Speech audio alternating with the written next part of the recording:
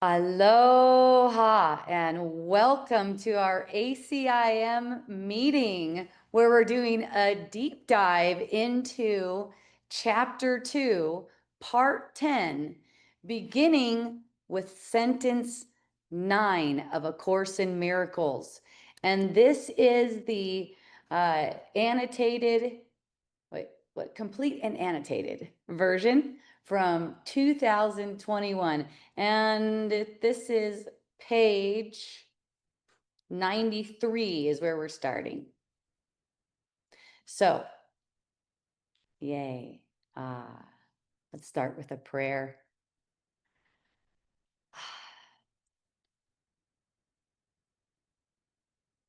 Thank you, Jesus, for joining with us. Thank you to everyone who's joining with us today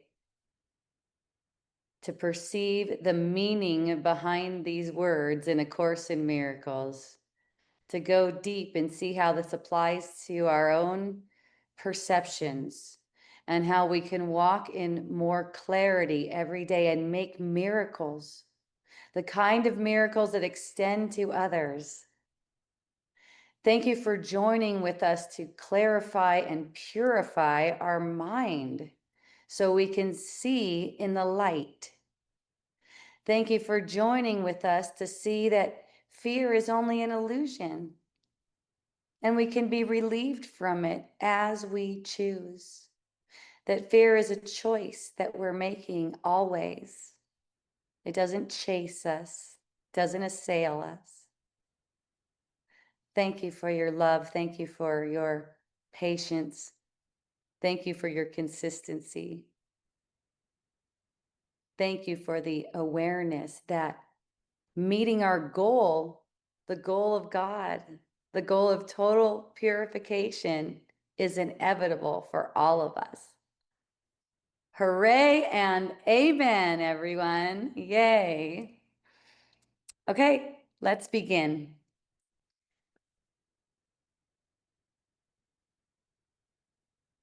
Paragraph 9.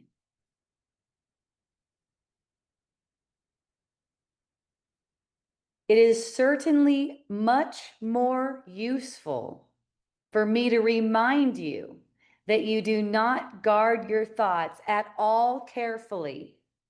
One moment. 1 minute away. Okay. I have a friend joining.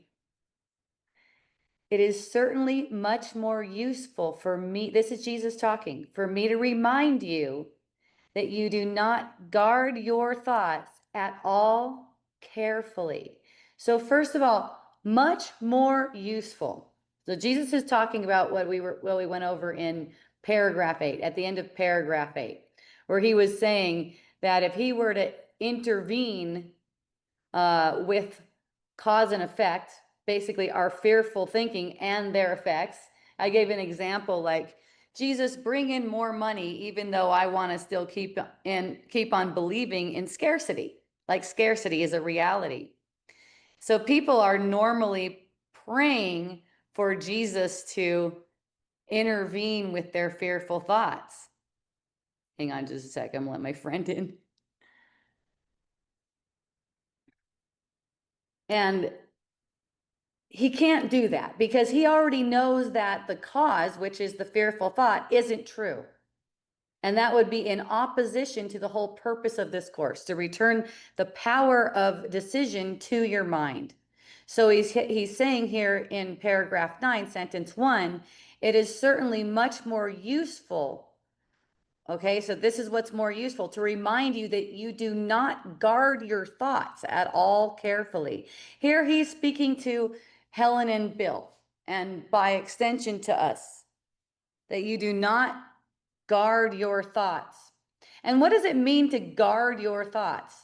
This is about being vigilant about fear, judgment, egoic interpretations, and these are coming all day long. And to consistently choose the Holy Spirit's perception instead. Okay, so it's like when we're perceiving a world, we're constantly having these thoughts that make things real. For instance, a friend was just telling me the other day that if you have smoked a lot of marijuana, and even if you stop smoking marijuana, then what's going to happen is you're not going to be that focused. Your mind isn't going to be that focused, right? So this is one such thought. I'm just giving an example because someone expressed this to me recently. So this weakens the mind to believe in something like this. It's false cause and effect. It's saying that the mind is not powerful, that it's affected right now by illusions that took place before. You cannot be as focused because of this. Let's say you cannot be as focused because of childhood trauma. Again, that's the same kind of thing. You're making the mind as if it's weak. This is a judgment. It's an egoic interpretation. Okay? So what it's saying is you don't guard your thoughts. Instead, you come up with evidence for why your belief that your mind is weak is true.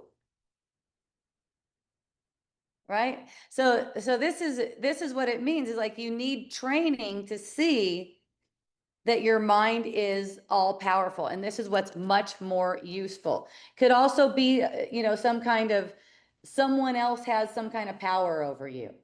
Something's unfair, something's unjust.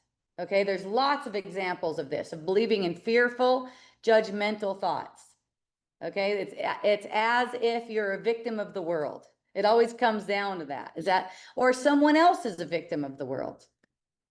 This is what he means by not guarding your thoughts. So this sentence again, it is certainly much more useful for me to remind you that you do not guard your thoughts at all carefully, except for a relatively small part of the day. The mind is constantly perceiving. You're constantly being offered ego thoughts based on belief. This belief is not involuntary. We're choosing to believe it. It seems like they're just coming. It seems like these thoughts are just coming. And in a way they are, in a perception they are, but they're coming as a result of belief, which can be changed. So he's saying, except for a relatively small part of the day, you're guarding your thoughts carefully, a small part of the day, and somewhat inconsistently even then. So this is not to make you guilty. This is just to show you this is what's going on. And guarding your thoughts isn't about repressing your thoughts at all. It's watching. It's just a watching, and it's a gentle thing where you're just choosing the Holy Spirit's perception instead. It's a gentle moment-to-moment awareness and willingness to bring this darkness. Most of the thoughts that are being offered to us are basically thoughts from, you could say, darkness, and bringing them to the light. Okay. So where he says, you're not doing it at all carefully, you're not guarding your thoughts at all carefully. He's saying that we're negligent. He's highlighting this negligence so we're aware of it. It's not to say, again, that it's bad. It's to show that we could have more precision, we can have more sincerity, we can be more consistent. And this is what we're learning, to be more consistent. One of my friends who's here today, I asked her where her friend is, and I said, where's your friend today? And she said, oh, he doesn't need this, he's beyond this. Okay, so that's what Jesus is talking about here. This idea, this is an arrogance. This is basically arrogance to say, I'm beyond this, right? No one's beyond this. As long as you're projecting a body, you're perceiving ego thoughts. As long as you're projecting a body, that's what's going on. And this is a common thing. It's really just a laziness, an unwillingness to participate here with Jesus. You'll see as we go along how Jesus is basically saying, I need you. I need you to do this with me. I'm the leader of this atonement. I'm the one in charge of the atonement, but I actually need you with your open mind and your willingness to bring all the thoughts to the truth. It's like, it's never time to just rest on the idea that I made it. I made it until until you're, you really made it. You actually, you have such, anyone who says that and they don't have complete control over the body, as in they could just make it disappear right now, as in they can make it look 20 years old or 100 years old in any moment, right? They don't have to take any shits anymore or eat.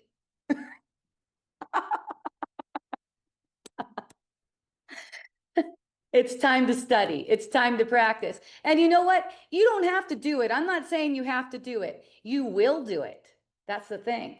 It may not be through this means, A Course in Miracles. It's called A Course in Miracles, not The Course in Miracles. It may not be through this, but you will do it. Will you do it in this lifetime? Maybe not. Likely not if you think you're already there. So it's fun to be aware that this is the temptation. This is the kind of temptation. A spiritual ego wants to believe that it's there. Spiritual ego wants to believe that it needs no more practice.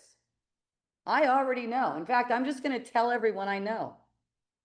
I'm just going to, and I'm going to try to get reflections from everyone that tells me that I already know, right?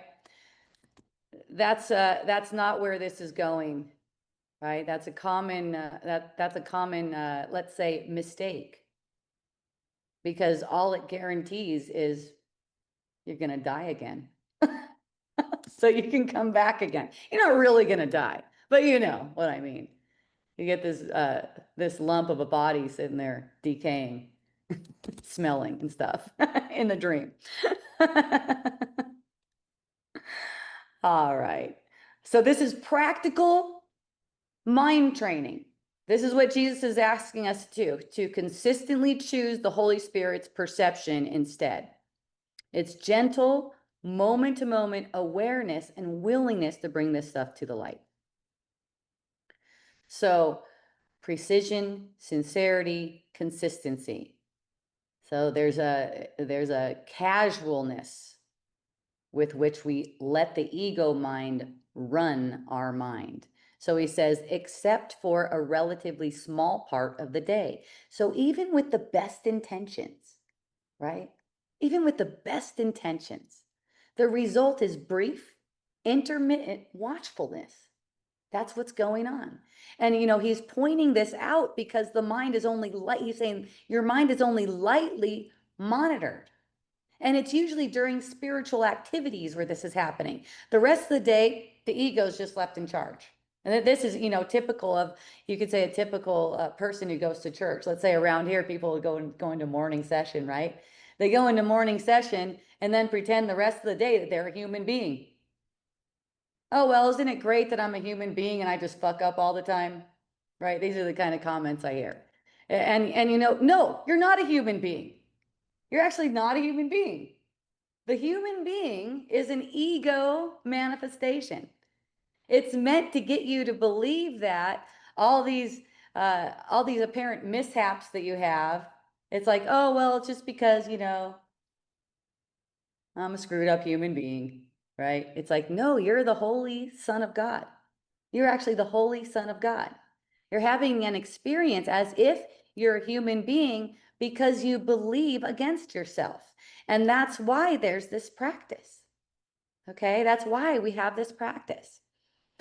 So even during small periods when we're trying to be mindful, our vigilance is fluctuating. We may start with attention, but we're always slipping into old patterns. So this is part of the ego's protection. If the mind was fully watched, if it was really fully watched, you'd be escaping from the world like instantly. So it's like to recognize we're not. We're more devoted to the ego than we actually perceive, right?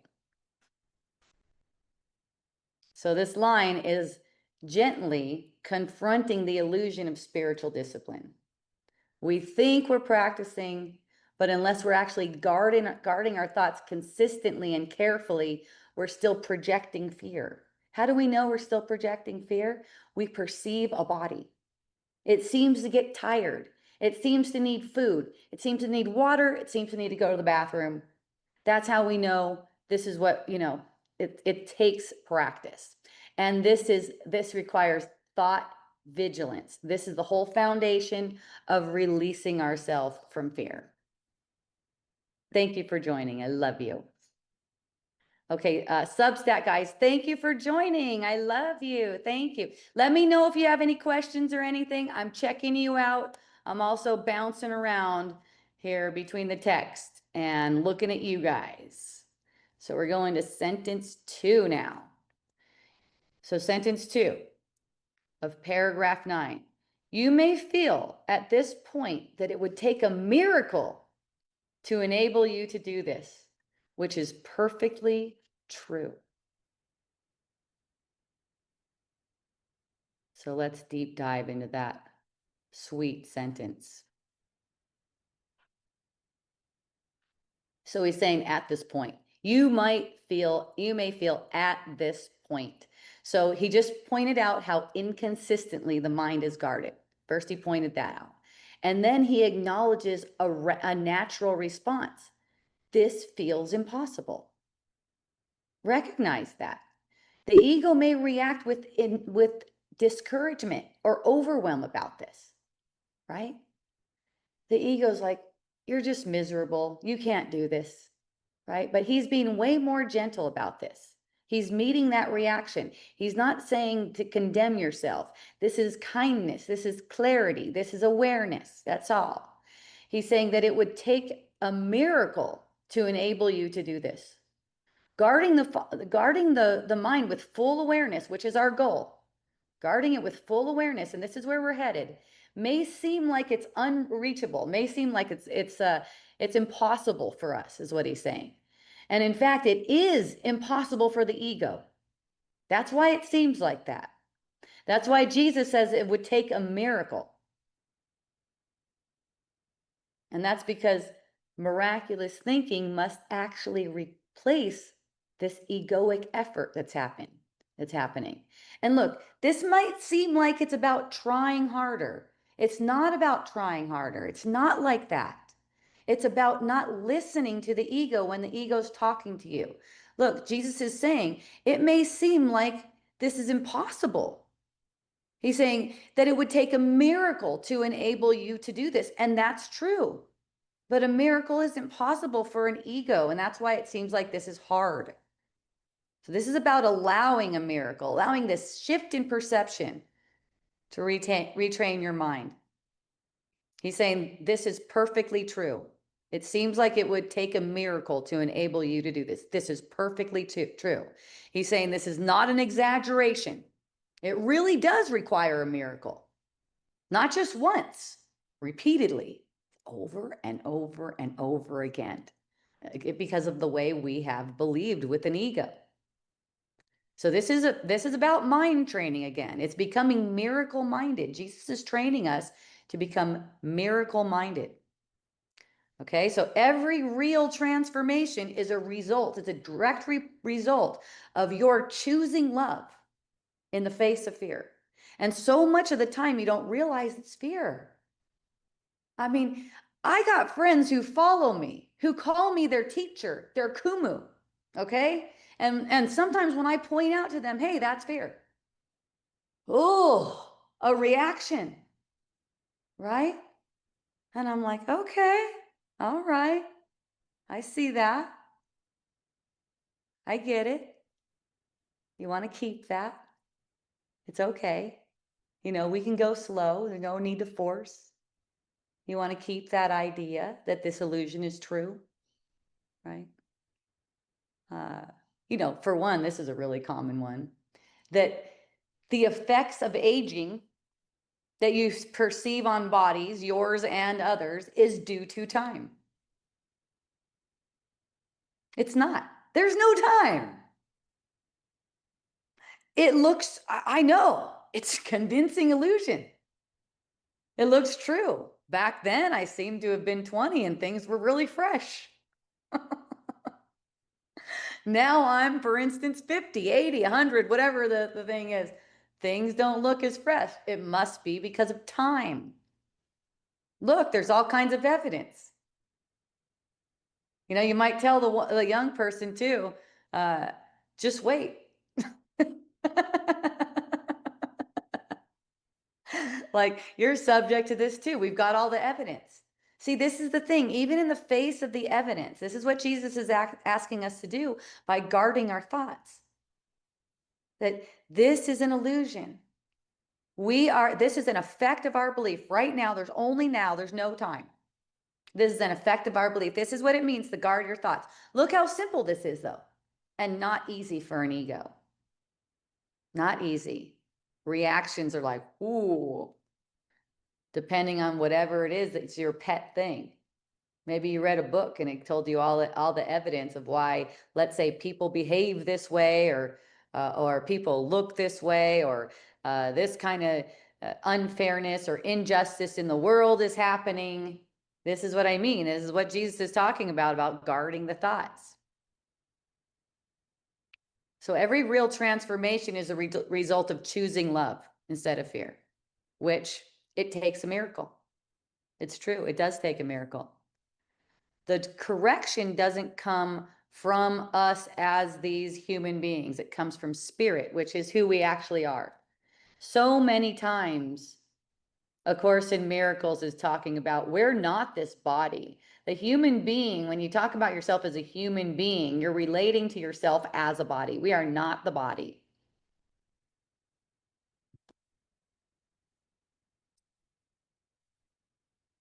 Thank you. I love you.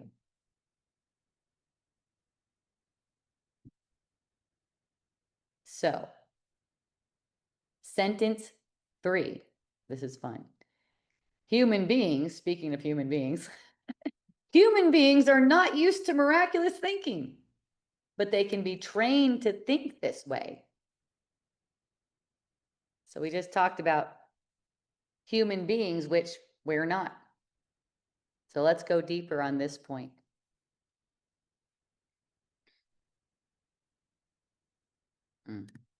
Hang on a second.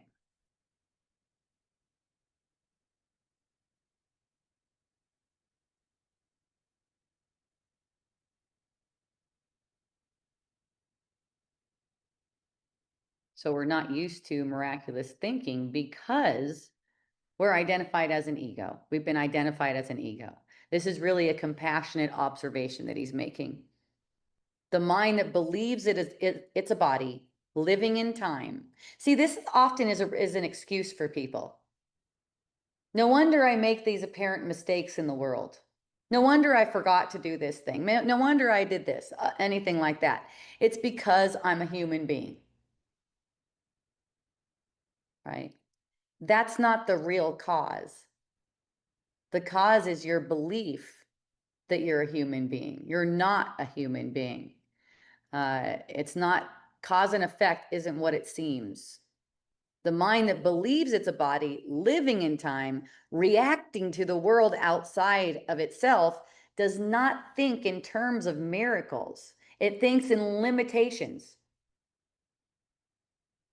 No wonder I act like this. No wonder I do this. I'm a human being. See how that's just going to project the same kind of things over and over again? Oh, well, I forgive myself because I'm a human being. No, that's not true forgiveness. True forgiveness is forgiving the thought that you're a human being in the first place. Because the human being thinks in limitation, causality, fear, defensiveness.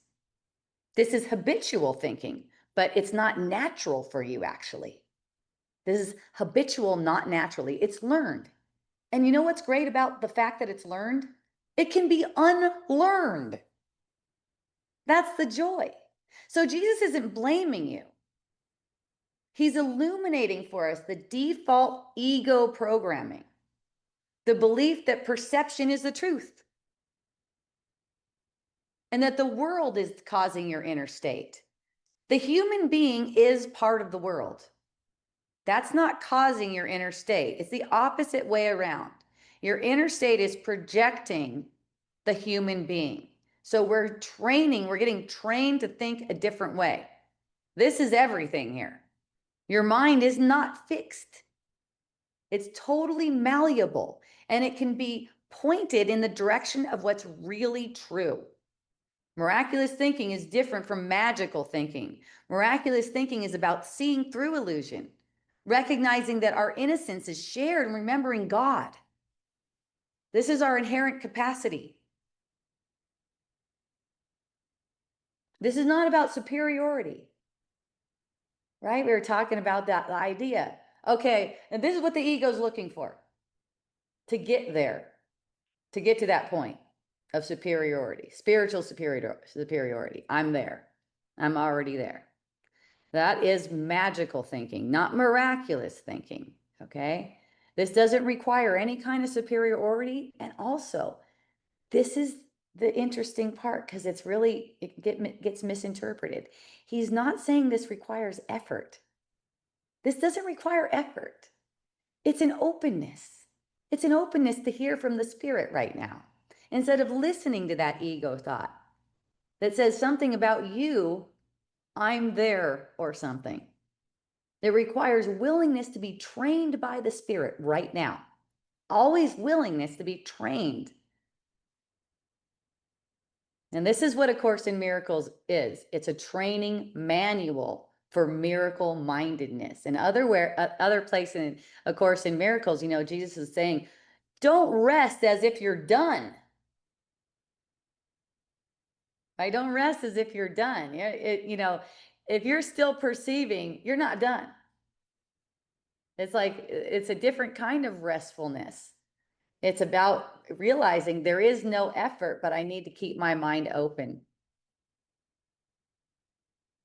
So this sentence is clarifying that miraculous thinking isn't like a gift that's given to a few people.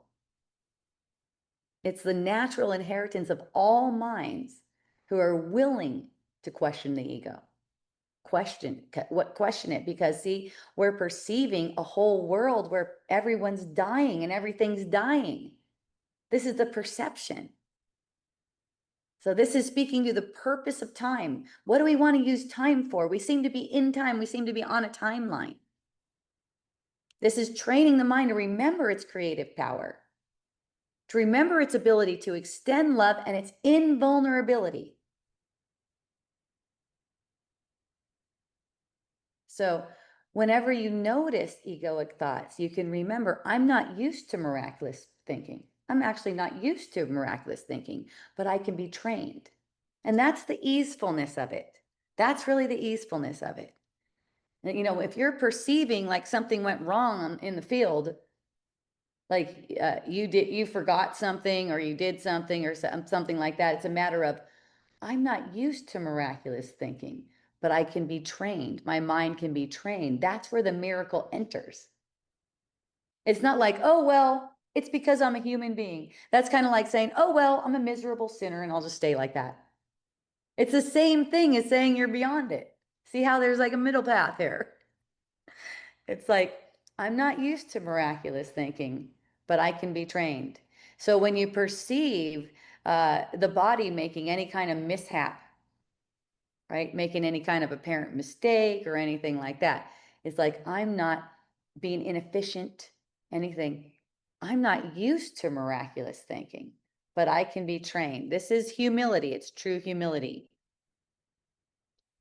So I'm checking on you guys to see if you have any questions. Feel free to ask any questions. I'm happy to take them. I love you. Thank you for joining.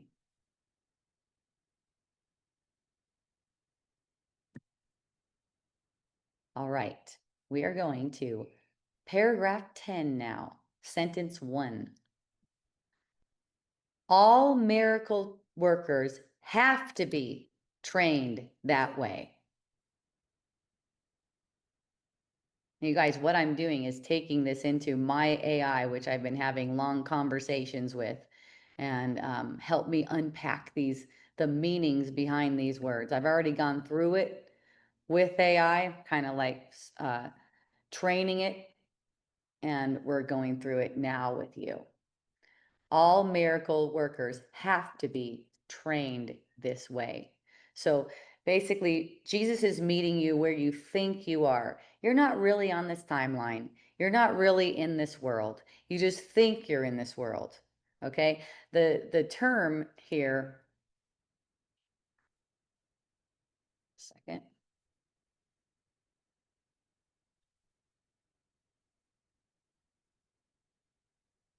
all, for one, the word all miracle workers have to be trained this way. That means there's no exceptions.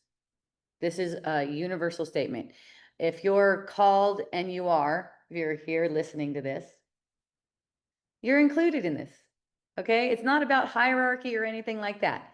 Miracle worker. This is a really good way to identify yourself too. Rather than human being, rather than identifying yourself as a human being, miracle worker.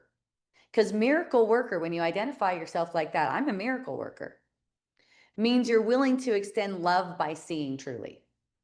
You're willing to do that. Everyone is invited to this, okay? A miracle worker isn't someone who performs magical acts like tricks or anything like that, right? It's someone who allows perception to be healed. That's what miracle is. In one place in A Course in Miracles, it says the miracle establishes that you dream a dream, and all of its content, and none of its content is true. All of its content is false, in other words. Everything that you're dreaming is false. That's what allows perception to be healed. And then it offers the healed perception in relationship. So it's not about what you're saying or doing, it's what you see and choose in your mind. You're a miracle worker because you've accepted the call to awaken and be helpful in helping everyone remember God. That's what makes you a miracle worker. That doesn't mean you always think with God yet. Training is required. So it says here, all miracle workers have, and that word is actually italic, have to be trained that way. Have to be trained. This is not meant to be harsh. It's not meant to be punishment, it's refinement. To be trained means to practice. This is what we have the practice for, to be shown again and again where you're mistaken. If you think you got to the point where you're never mistaken, you're mistaken. It's so common for the ego to keep on coming back in again and again and again. As long as you're perceiving a body, the body is like the ego's manifestation. It's called a pain body. A lot of people call it a pain body for a reason, and that's because it's actually holding a representation of what you think to be true. That's why in block therapy, we could take a wooden block and find pain in anyone. If you lay on it, even, don't even look at block therapy. If your mind is completely purified, someone can come up with a sword and strike you with it and nothing's happening. You just don't have the normal, or you could say abnormal manifestations that most people have. It's really abnormal because it's not normal for any of us to be susceptible or vulnerable to anything in this world. So to be trained means to practice again and again. And that's what we're doing. That's what we're doing here. We're practicing again and again. This requires discipline of the mind, not like in the egoic sense of control, though. The way the ego is taking this is way different from what it means. That's why we go over it, because it's way different. Even the temptation to forget is so strong. So this training removes our inconsistency. It builds trust. It makes you more dependable to Jesus, not as a taskmaster, but so he could use you. So he says, all miracle workers have to be trained that way. So that way refers back to the previous sentence. Human beings are not used to miraculous thinking, but they can be trained to think that way. This means miracle workers have to be trained in miraculous thinking. Like for Jesus to train you to go from this idea that you're a human being to see yourself as a miracle worker, you have to be trained.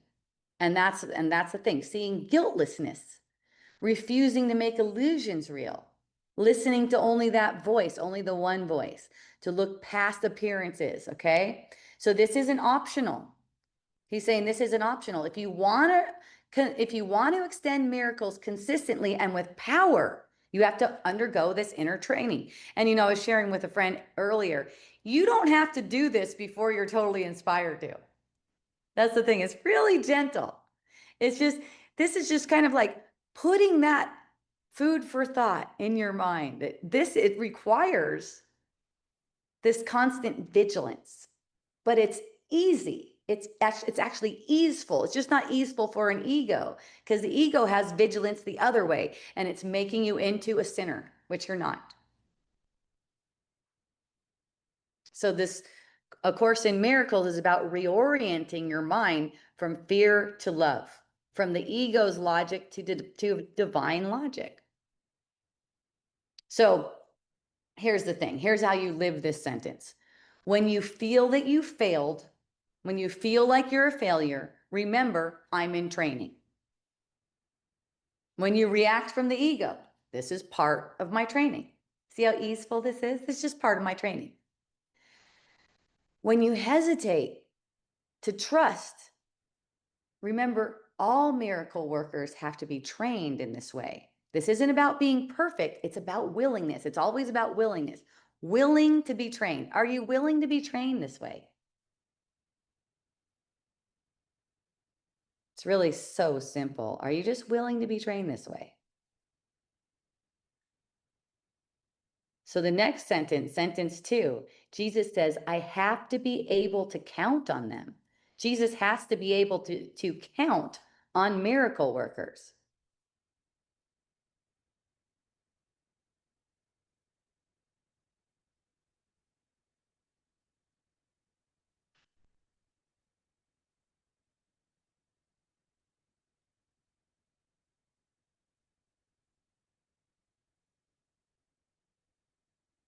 So this is deeply personal. He's speaking to you. I have to be able to count on them, you, all miracle workers. He's not trying to place a burden on you, but he's saying this is an intimate function that we share. One mind with him. You're sharing this with him in undoing the dream. So it's not about worthiness. It's not about perfection or effort. It's just this consistency and willingness. He's saying, you are part of this divine plan. Your function here isn't casual. It totally matters. You're needed to bring all these illusions to light. Every thought that comes across that's an ego thought, that's darkness, that's making this illusion true. This is exactly where you're needed. Some people have said where the rubber meets the road. When he says count on, means he wants to be able to depend on the stability of your mind. He wants to be able to depend on your refusal to reinforce illusions. You practicing love instead of fear. He doesn't, it's like he doesn't need your help to fix the dream. That's what people get wrong. He doesn't need your help to end wars. He doesn't need to help your help to get you the perfect relationship. He doesn't need your help to fix your body, heal your body. He doesn't need your help for anything like that. That's what he means by fixing the dream. He doesn't need your help to fix the dream. Okay, he needs your help because you're called to extend the remembrance of God as part of your own awakening and to extend that to everyone. This has a deep implication. It's about spiritual reliability. It's about being a clear vessel, someone who doesn't toggle between ego and spirit unconsciously. See, the unconsciously is the key word. You're going to toggle between spirit and ego. You can't help it because of the belief. It's a choice, and yet you're just making that choice over and over again. But to see what it's for. Whenever you toggle into ego, watch the body's energy field. For me, I just notice a contraction, like, oops. Like if I say something that's not in alignment with what's true, they're just like, oh, there's my opportunity. It's not like I'm bad. It's not like I got to get better. Not like that. It's not like that. It's like, oh, there's my opportunity to bring something to the truth. This is where the training comes in. He already knows where you are and he trains with love. He's not condemning anyone. This line is powerful wake-up call.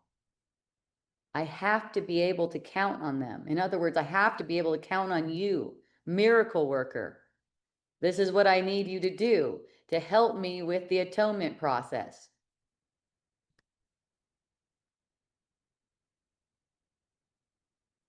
Yes, thank you. I appreciate you joining.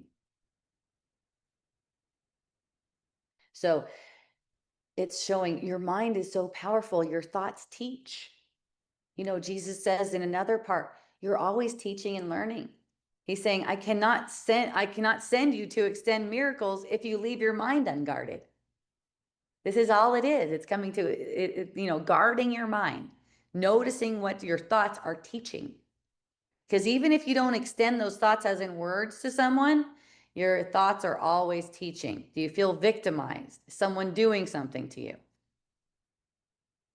You know, when you find yourself mentally wandering into judgment or distraction, it's like, he has to be able to count on me. This isn't pressure, it's just the clarity. He has to be able to count on me. And when you just see that, things shift. You just recognize that things shift. Whenever you feel any kind of, look, if you feel pressure, I have one friend who tells me, the people in their perception are always putting pressure on them. Do you feel like people are in your perception are putting pressure on you? Choose again. That's where the willingness comes in. You set them out in the field to put pressure on you. All you have to do is recognize that. That's a little bit of willingness.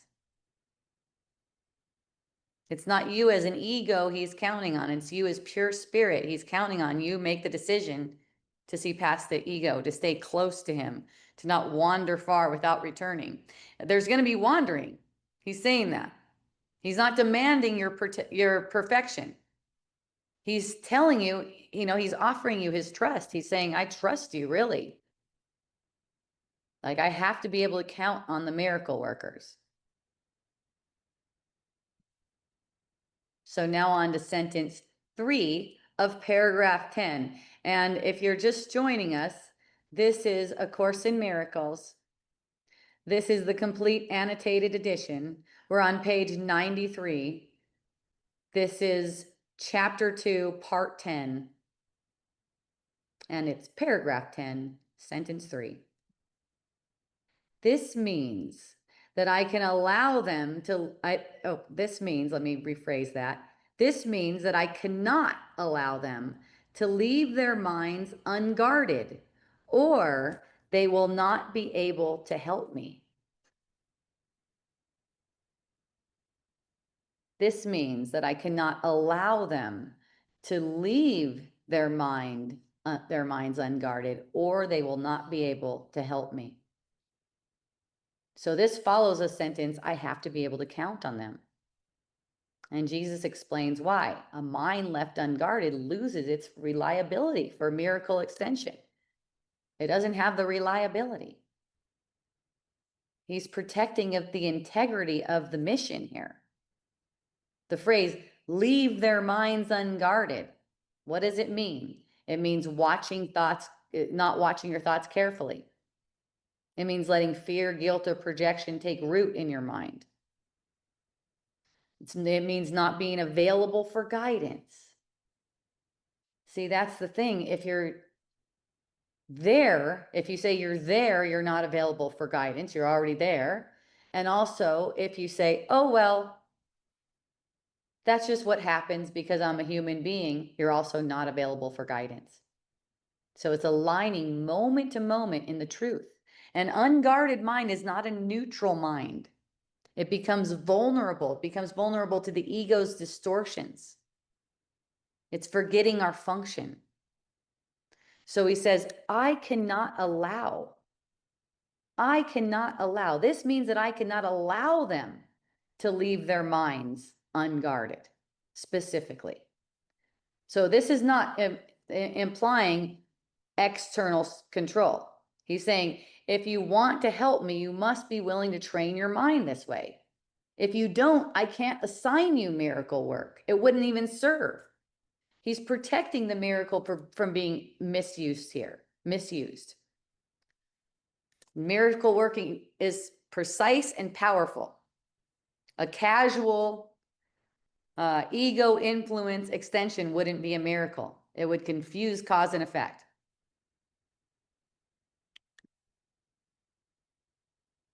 This means that I cannot allow them to leave their minds unguarded, or they will not be able to help me. So this shows how intimately connected you are to Jesus's function that he gave you. If your mind is unguarded, you don't have the clarity. If your mind is unguarded, you identify with fear. You teach separation, even unintentionally. When your mind is clear and it's watched, it's basically watched, and you're just giving it to spirit again and again. It's saying you don't have to be perfect. See how the spiritual ego is? It wants to make you perfect as this thing. And, you know, the thing that I keep on seeing again and again, I am not this thing. I have no identity. This is not it. Yet, there's this sense that I have this idea and this idea and I have this idea. So that's what, you know, when I perceive that, I go, okay, ready for miracle mindedness, ready to not leave the gate open to fear for this. So this is how you live. Here's how you live this line. Ask yourself, is my mind guarded right now? Is this thought really coming from love or fear? And Jesus helps. Jesus is here to help. It's your willingness to watch. It's just your willingness to watch that invites him in. He's not asking you to be rigid. He's asking you to be present. It doesn't mean that you're doing it wrong because you have to practice. You always have to practice. As long as there's a perception of a body, you need practice. You need study.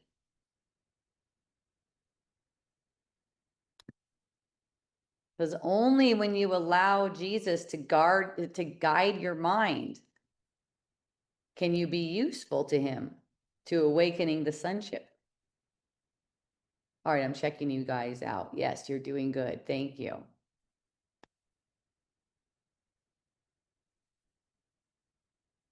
So sentence 4. Miracle working entails a full realization of the power of thought and real avoidance of miscreation. So miracle working entails a full realization. So this is the thing about miracles, you guys. Miracles are totally natural for you. This is really natural. What we've been taught to perceive is unnatural. We've been taught to not work miracles. That's unnatural. It's natural for you to have a full realization of the power of your thought and a real avoidance of miscreation. So this is not, he's not giving you some casual idea here. He's saying it means recognizing your thoughts are not private or inert. They're creative. They're always extending. There's two things that they're doing. Your thoughts are either extending or they're miscreating. If they're miscreating, there's a sense of irritation, pain, fear, concern, wishes for things, hope for things in the world, right? Your mind is the source of everything you experience, every single thing you perceive. You know, let's say you're walking down the street and you perceive a dead bird on the road. You know, it's like when I get the perception of something like that, I'm just aware. My mind put that into the experience. It's not some of it, it's every single thing. You know, one time a couple weeks ago, I was in the bathroom and I was taking a shower, apparently, right? None of this stuff is actually happening. It's a mental thing. All of a sudden, one of the light fixtures explodes right in the bathroom. And this is mind watching. This is it right here. I'll show you what it is. It explodes. It's like there's a start, you know, all of a sudden, what the heck? And immediately, you know, I'm like, whoa, that light just exploded. And watching where the mind goes. That's all it is. It's just watching where the mind goes. It's noticing that that light that exploded right there is something that I wanted to happen. It couldn't have happened unless I conceived it first and put it out in the field. So anything that's like unaccepted or unexpected seems like a start, even anything at all. We've projected it. So in noticing I've projected it there, it returns immediately the power to my mind. Right? And that's all it's really that simple. It's like, it's not just happening out there. That's not just happening out there. The body, the shower, it's immediately returning back to what's really true. It's keeping the mind in a miracle mindset. It's not that anything's right or wrong. It's an expression of my own state of mind. Any kind of conflict, any kind of perception of war or anything like that. We're accepting, all it is accepting over and over again that the thought is the cause. Thought is the cause. So you stop imagining yourself as a victim of circumstance. This didn't just happen by chance. That light didn't just explode by chance. And it's not to make myself guilty for having a light explode in the bathroom. It was a trip too, because it looked like it was dangerous. All of a sudden there's glass all over the place. And I'm nowhere near it, apparently. It's just, there's no I tell the landlord the next day, because this seemed to happen in the middle of the night when I'm taking a shower in the middle of the night. Apparently I'm not going to be bothering the landlord at that time, so I'm cleaning up all this glass. And while I'm cleaning all this glass, I'm noticing this thought about, wow, how dangerous this seems. And wow, what if I was standing there and that thing just like exploded right there and all these shards of glass are going all over the place, all of those thoughts. That's exactly where you could say the rubber meets the road. I'm not a victim of circumstance. I'm making this. So the next day, when I bring that to the landlord's attention, I go, I'm not sure how that thing exploded, and then even when I'm apparently talking, I'm aware that's all this is asking for. Willingness to see it's all a dream. Remember, the miracle establishes that you dream a dream and none of its content is true. Also, miracles are possible in every single moment. This is all it is. It's just this willingness to see like that, no matter what seems to be spoken or anything. See all perception as a reflection of your own belief. Just see, that's it. My friend here was telling me I need it to be simple. Does this sound simple yet to you? So seeing all of your perception as a reflection of your own belief. Yeah, I want to ask you something. Yes. I mean, there's God, as Jesus says, miracle worker and the people are not miracle workers. How do you keep that not feeling like a hierarchy? Okay. Because if it's all a illusion. Yes. I'm just as well Jesus, just as well God, just as well. That's right. Yes. Okay, so what she's saying is, how do you keep this not as a hierarchy? Because there's God, there's Jesus, there's Holy Spirit, there's miracle workers, there's people who aren't miracle workers. Okay, so let's start with the bottom, people who aren't miracle workers. What Jesus is saying is everyone is actually a miracle worker. Yeah, that's what it is. You're not born knowing this. You're not born in the world knowing this. That's the reason why you seem to be born in the world. You're not really born in the world either. So that's why you're already, basically, you're already one with source. Let's say that. And the reason I'm choosing the words like that, one with source, and I'm not saying you are source, because it's important to recognize that you're actually a thought of source in this dream. It's true that you're one with source. There's no separation at all. But to know that you're a thought of source, that reminds you that you did not create yourself.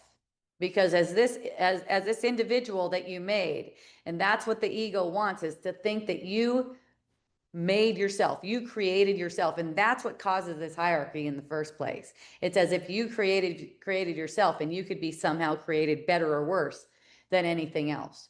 But it's like, no, everyone says that God has one son, and created in his likeness.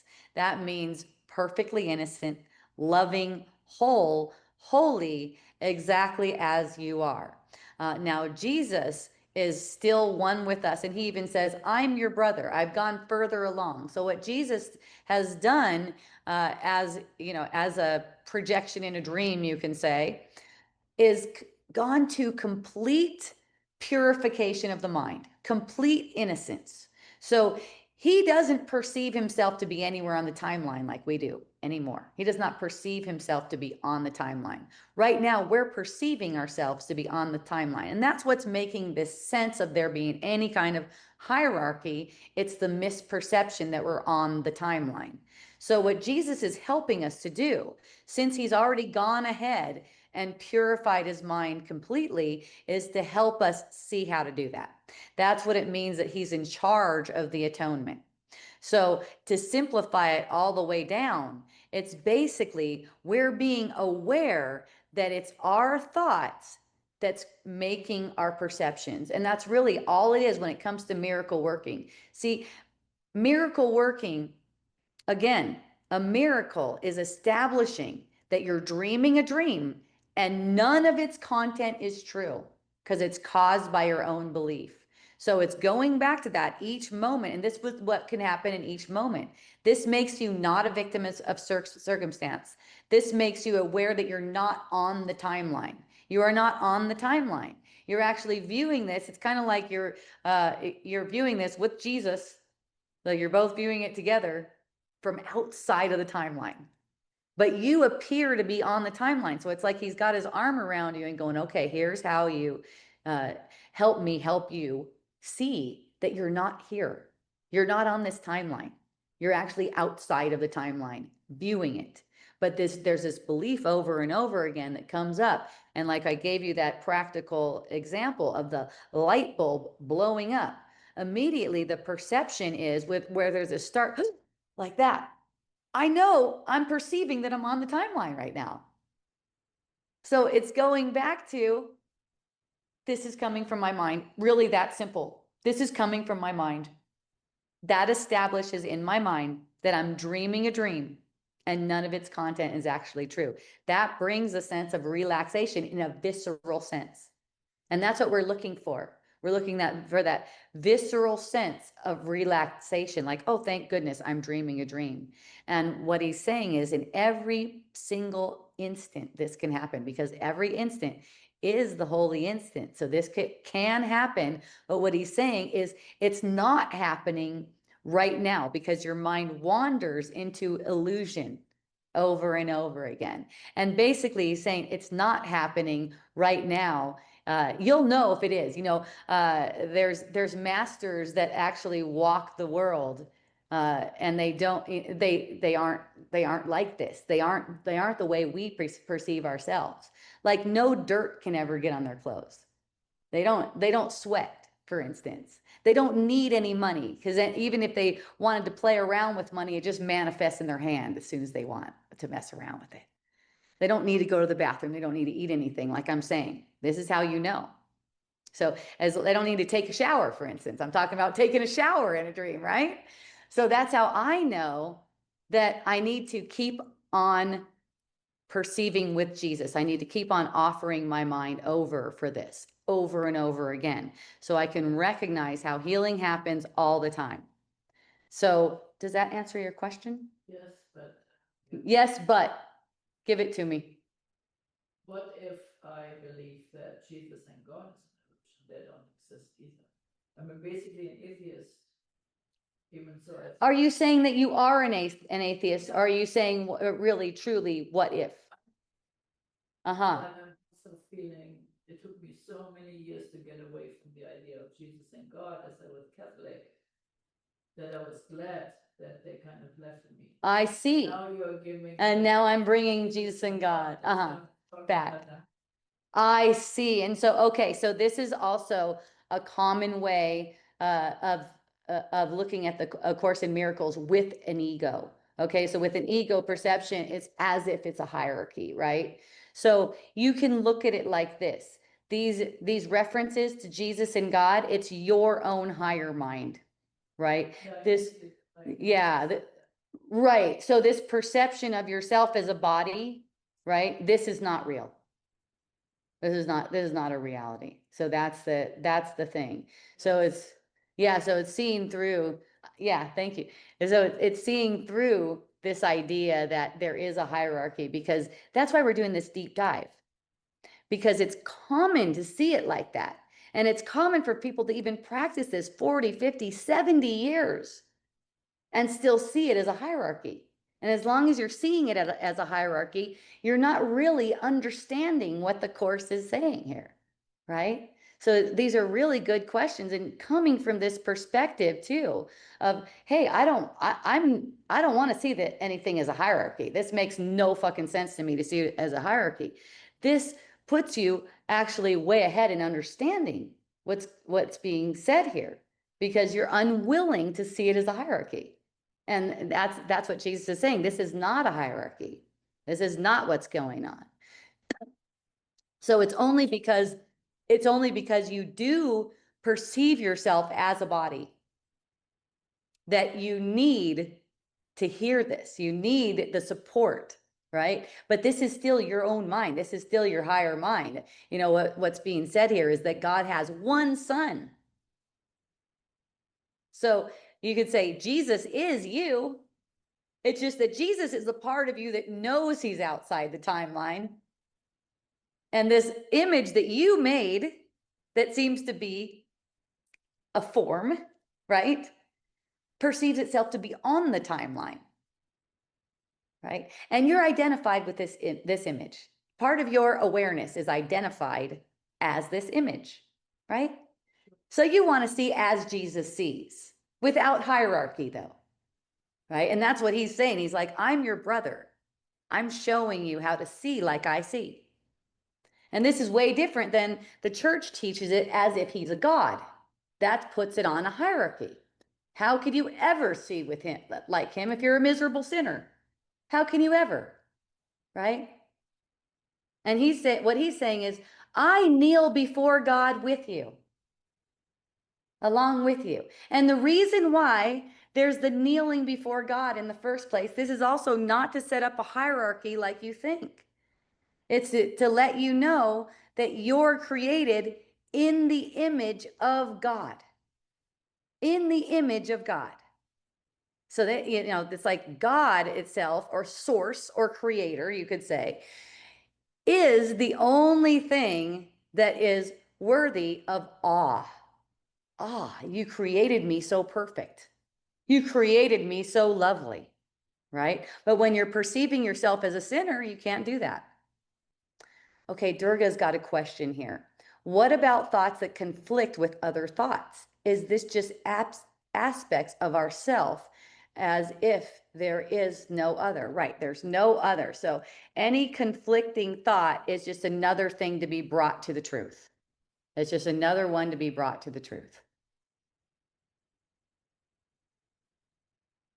And that shows you too, when there is conflicting thoughts, when there is any kind of conflict, that's showing you right there, it's right for a miracle. It's right for the miracle to be worked. Remember, a miracle, again, I love this definition. It's from A Course in Miracles. A miracle establishes that you dream a dream and none of its content is true. So that last sentence we were on, miracle working entails a full realization of the power of thought. That's what we're doing here, right? So when I'm giving the example of the light bursting, what I'm doing is I'm going back to a realization. That didn't happen outside of myself. My thought made that. These shards of glass, they're not dangerous to me at all. And it was funny because when the landlord comes in and he looks at it and he's like, whoa. And, you know, immediately it seemed like maybe I should leave the light off. I'm not sure. But, you know, that's just playing out in a dream. And I'm just aware that it's coming from my mind anyways, even though there's this playing out of kind of like carefulness. I'll leave that light off just in case having the light on did it, right? In the dream. So it's not like it's not like you just avoid apparently doing whatever you need to do for safety, protection, anything like that. You're still just recognizing through all of this, even your own actions, anything like that, it's all coming from your mind, not as a matter of guilt or shame either. So he's like, no, I don't know why or how, it cannot possibly be, because it wasn't even the bulb that burst. It's the fixture around the bulb. It's this glass thing, right? He's like, no, that makes no sense. He's like, this just makes absolutely no sense at all. He's like, you're totally fine to put the light on. That makes no, it's just, and what I see that is that it's just coming from my own mind to give me another opportunity to see. And the startle, the sense of being startled, I love that, because it's just like, hey, look, watch now. And it may even be interrupting some kind of thought pattern I was on. I don't know from this point in time, I don't know, but it may have just been to interrupt a thought pattern that I'm on, and to give me an opportunity to make a miracle. Because like he's saying, so much time your mind is wandering. I can imagine, and maybe I was in the shower in that moment and I was thinking something, not really thinking, but listening to the ego. I was listening to the ego and didn't realize it. So something burst to get my attention and make a miracle right there. Jesus is saying he needs us. He needs us. So it's like everything is coming from thought. And I know that I give a real sense like I want to do this. And then there's a sense of effort. It's like, oh, well, there's no effort in this. It's just a matter of seeing that my mind is making everything that I perceive manifest over and over again. You don't have to analyze it. You don't have to go any further than that. See, I'm not even analyzing, oh, what was I thinking that was wrong? I'm just going, my mind's making it up, no matter what it is. My mind's just making it all up. And over time, we just get better and better at this. And as we get better at this, you know how we know? Visceral sense of happiness, relief, constantly. I'll notice a fearful perception come to me, like anxiety, anything like that. And I'll just recognize that is an effect of my thinking only. It can only be effect of my thinking right now. And in that, I'll get the relief. And it's a visceral sense of relief. So he's saying miracle working entails a full realization of the power of thought. It's really just the power of thought, and a real avoidance of miscreation. This is why it avoids miscreation, because you're aware of the power of thought. You're not pretending. Okay. So here's what he's saying here.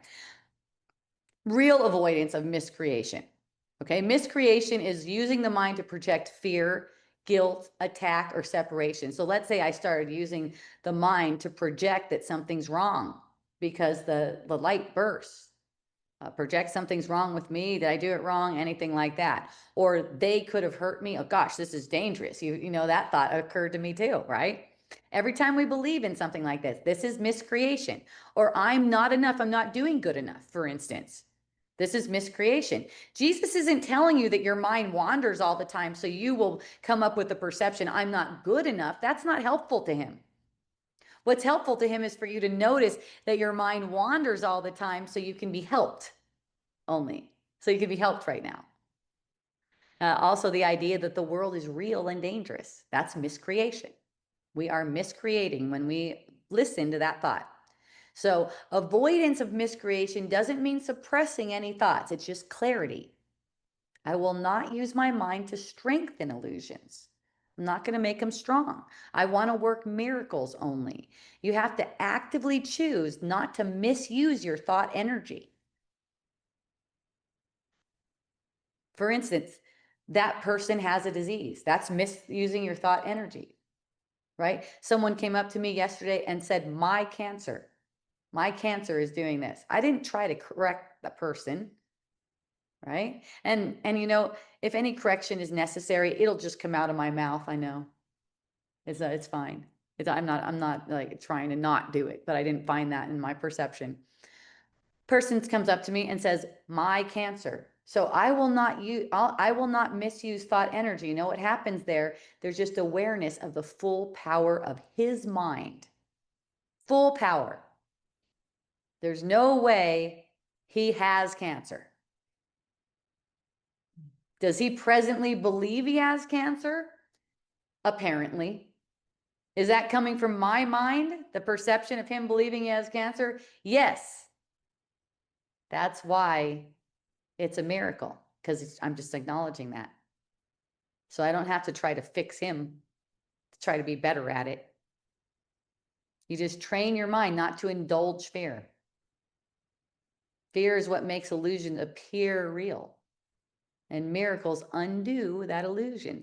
Miracle working is basically thought discipline. It's mental vigilance. It's noticing that there's no idle thoughts. There's no innocent fear. The idea that you have cancer, look, we've seen, I don't know if you guys have seen, but this is something that's been demonstrated. It's as like someone who has a split personality. Let's say they have one personality and they can go into a different personality. When they go into that other personality, it could actually be measured that the diseases that they have in one personality isn't in the other personality. It's not there when they do the other personality. It's totally tied to that. So it's just giving the power back to the mind, because we'll automatically go into sleepiness and believe that this person actually has cancer because they got a test or something that says that they have cancer. And what I'm saying is, and what Jesus is saying, none of that is true. Only love is real, and I'm the cause of what I see. So I can't make him guilty for thinking he has cancer. I must have wanted to perceive a person who thinks they have cancer. All power back to my mind. Yes. Well, we know that there have been several people at Namaste who just transitioned. And one of them, like Calico, Uh-huh. yeah. And so how would you explain that? I mean, if you would all really believe what you are saying, no one would die. That's right. You're right. So she's saying recently, as we know, our friends at Namaste Village has apparently an aging population. Apparently, they've been passing away. They have a graveyard there. Is it a graveyard or just memorial where they keep like little? And she's saying these are people who have practiced A Course in Miracles. So if they truly believed what they were saying, wouldn't they not die? And what we're saying here is, yes, you're right. That's why there's the need to continue to practice. That's why there's the need to continue to see. Look at Jesus's example is he was completely purified of the guilty thought. And his example was what? Resurrection, right? But we don't know if that's true. She's saying we don't know if it's true. Well, it's not really true because it's a dream, right? It's symbolic. It's symbolic of what happens when the mind is completely purified. And look we haven't seen it, right? Why haven't we seen it though? Because we're looking through a body's eyes, right? Yeah, this is a fake thing. This is a whole fake thing. So and so the resurrection also fake because it's all a dream. The idea of Jesus as a man, fake. It's all a dream. There's only one of us. So you're right. And you're right to have to have this skepticism. It actually really helps you. It actually really helps you on your way to seeing past the body illusion, because you've already dealt with this idea of this hierarchy and all this. You're seeing that it's an illusion. Even the idea, even to say the idea of God and all this other stuff, it's all an illusion. Because in reality, we don't need these words, right? And you're so right, as in, if the mind's purified, these people are talking about purifying the mind. They didn't do it perfectly, apparently, because they passed away. I didn't see their body rise in a beam of light, right? And you're right, because if their mind was completely purified of guilt, you would actually get that perception that they had total control over it and they could just rise, right? You would actually get that perception. Well, you know why it's rare. Remember, it's your perception, right? You know why it's rare? It's because of your underlying beliefs belief that's projecting this whole world, right? Yeah. So we're all going toward that though. And what's being said here is this is the goal and you're guaranteed to achieve it. Perhaps not in this lifetime, only due to believing the same beliefs over and over again. So yeah, and it's like anyone who tells you that they're there and they don't have total control over the body, again, that's your mind misperceiving. It's a spiritual ego saying that it's this, because we can demonstrate it when the mind is fully purified of a guilty thought. We can totally demonstrate it, that even this body, even this form, even everything, the weather, the mountain, totally under our control, like it is now, except that we're believing in illusions. It's still under our control. It only looks like it's not. It only looks like we're subject to it. We're so powerful. It's beyond what we're aware of. And it does say this in the Bible too, about faith as small as a mustard seed can move mountains, right? But then there's this reverting back to, especially for Christians, especially for Catholics, especially for people trained in the church. But this is not saying that people trained in like Unity Church or something like that are having, are doing it right, let's say, because they're also perceiving that these things occur to them. These things occur outside of their control. So what this is coming back to, this is all within our control. We're just pretending that it's not. And that's why we seem to be vulnerable to illusions. Like the light bursting was totally within my control. A man coming up to me telling me he has cancer is completely in my control. But it seems like I'm vulnerable to these illusions. And that's only because that's only representing to me that there is still guilt in my mind, giving me opportunities to work miracles. And that's all I want to do with every perception. I don't want to try and make it like I'm subject to this stuff, like I'm vulnerable to this stuff. I just want to use it to make miracles. Do I do it perfectly all the time? No, I don't do it perfectly all the time. And this body is a representation of that. It's a representation of imperfection. And Jesus isn't requiring us to be perfect. He's asking us to be willing. It's our willingness that wavers. That's what's going on. So let's talk about living this line. This line in A Course of Miracles, it says, miracle workers entails a full, or miracle working, and this is what's available to us in every moment, entails a full realization of the power of thought and real avoidance of miscreation. So here's how we live this, okay? It's like, notice the thought that's occurring to you. Is this a creative thought or miscreative one? Is it creative or miscreative? That's all. Is it extending love or is it reinforcing separation? This isn't meant to induce any guilt. It's meant to empower you. Your thoughts always have effects, every single one. You're either listening to the Holy Spirit or you're listening to the ego. You could say the Holy Spirit. If you don't like the word Holy Spirit, just think of it as the thought of God. You might look at it like this. Given you for this illusion is a whole structure of thought that has to do with the ego. And given you is a whole structure of thought that purifies the thoughts of the ego. Which one are you listening to? The purification thought or the guilty thought? Every thought has effects. Whenever you choose with love, you're healing the whole world. So it's just choosing to see that this idea of a person coming up to me and telling me they have cancer is, number one, coming from my mind. Number two, not one bit true. I'm not even perceiving him as he is. I'm perceiving him right now as a body. He's not a body. He's totally free. So if we don't have any questions on that sentence, that's from paragraph 10. Let me check on you guys. Looks good. Thank you for joining. I love you. We'll go on to the next line. And that is otherwise, grab it. So sentence 5 of paragraph 10.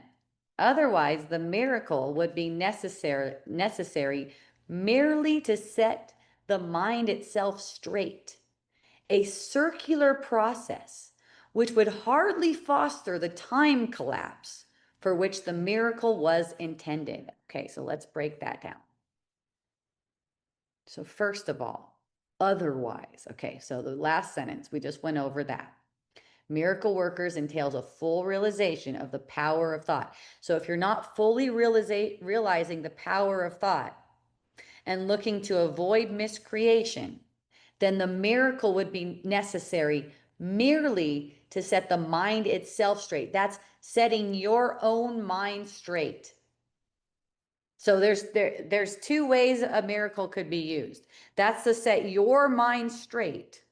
That's if that's if there's not a full realization of the power of your thought, then that's what the miracle gets used for, to give you a full realization of the power of your thought. See, when your mind is guarded, you're living in consistently, more consistently, let's say, uh, that that your thoughts are all powerful. It's like when you forget that your thoughts are all powerful, whatever thought you're listening to is all powerful. When you forget that, then the miracle is required to set you straight in that regard. That's what makes it a circular process. And it doesn't foster the time collapse. This is what we're really going for, a time collapse.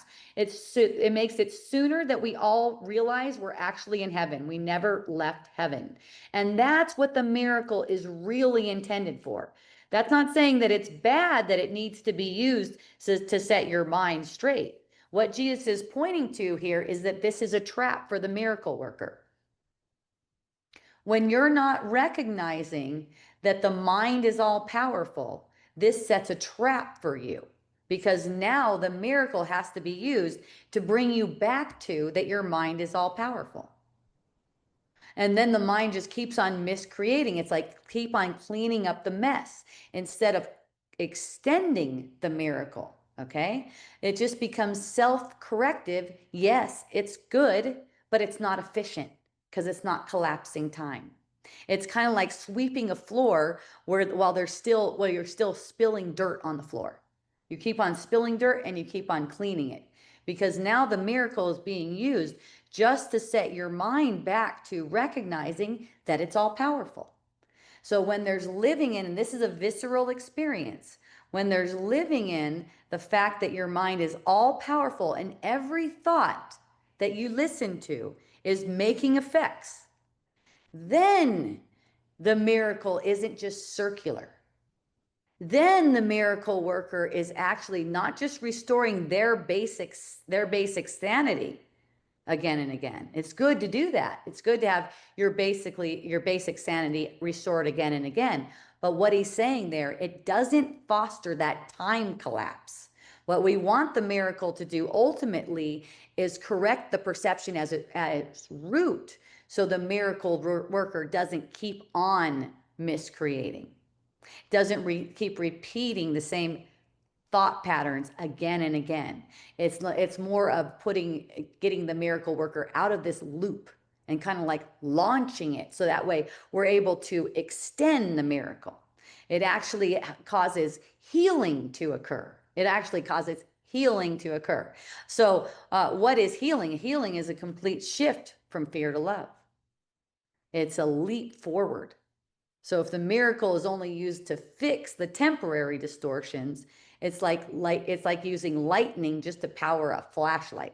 It's still helpful, but that's not the whole purpose. So what Jesus is saying is to train your mind so that the miracles you extend are clean.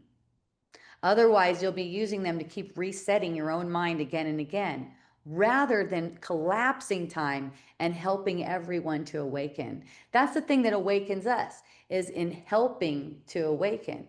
So let's say a person telling me they have cancer. If I'm not already in the miracle mindset, if I'm not already aware that I am projecting this person, then I might be getting like, what is this person doing, saying this and this and this and this? Then my mind needs to be brought back to that clarity. And that's what the miracle is being used for.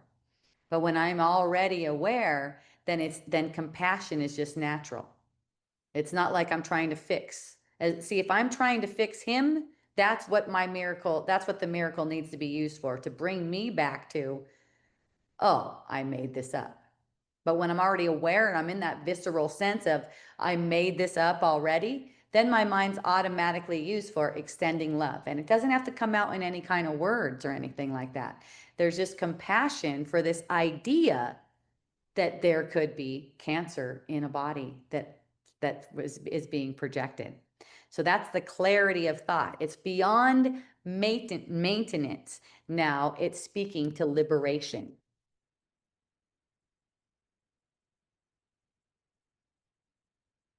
So, hooray! Let's go to the next sentence.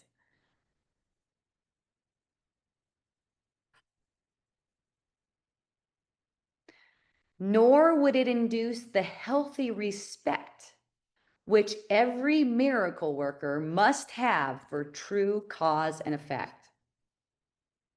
So, nor would it induce. Okay, so what it's saying is this circular process of having to having to always bring you back to your mind is all powerful. Whatever I perceive, I put there. Person walking up to me, saying something to me, light bulb bursting, the weather. If that keeps on having to happen, it's not inducing a healthy respect, which every miracle worker must have for true cause and effect. So this is, nor would it induce. This is a continuation of the last sentence.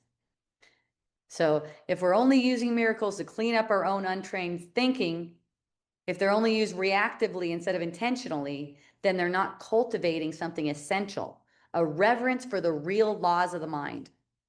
The healthy respect. This is a strong phrase. The healthy respect. It's not fear-based discipline. It's humble awe in the face of the power of these thoughts. Every thought has so much power.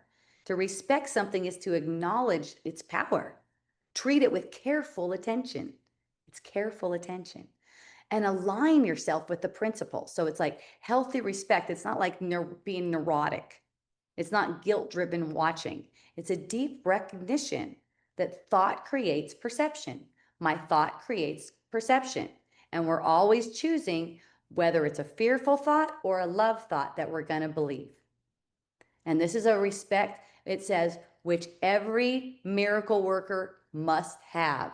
So you haven't yet been a trained miracle worker. You always have the potential to be a miracle worker. Everyone has this potential.